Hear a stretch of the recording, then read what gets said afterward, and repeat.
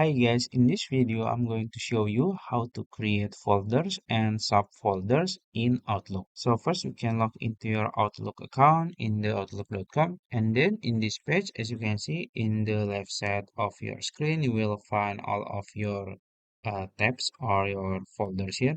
So this is your folders. There is inbox, junk email, and others.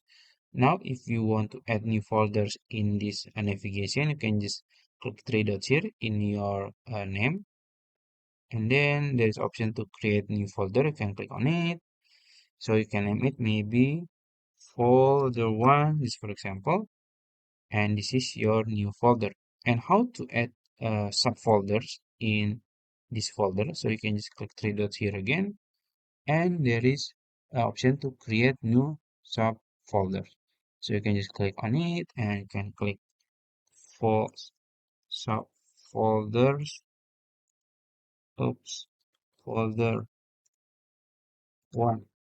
And as you can see, so if you click it, and there will be subfolders here in your folder one. So I think that's it. If you found this video helpful, please like this video and subscribe to my channel. Thank you.